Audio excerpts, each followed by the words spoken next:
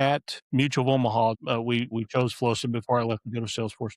Um, we had a team of 40 engineers working for me between coders and database people and business people and all that to get this huge thing moving through. So we were working to bring into Salesforce databases that had been built in the 1960s, the 1980s, the 1990s, the 2000s, the 2010s, and those databases had to be the databases.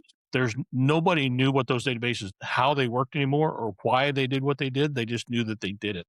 And it's an insurance company, so you can't in a bank, so you can't just change stuff.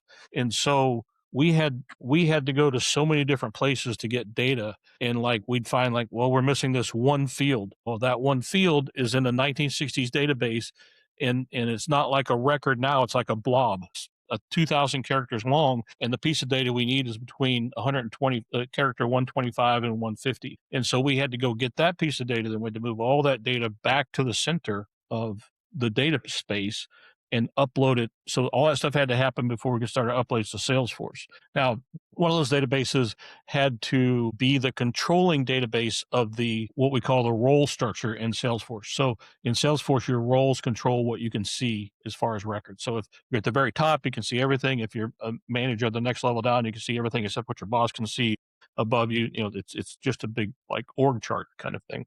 Well, that whole structure and where salespeople and insurance salespeople sat changed every night on a database that was built in 1960. But it could never be anywhere but there because you could never keep the two in sync. And the people who know how to use that database don't know how to use Salesforce.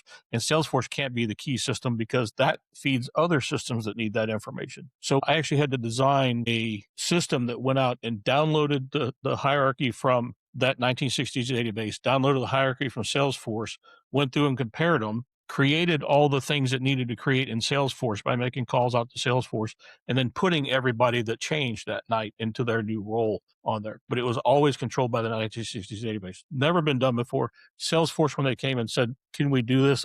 They're like, "No, we can't." I said, "We sure as heck can do it, and here's how we're going to do it." And so I worked with the data team, and those guys wrote a map to do it. It was just amazing.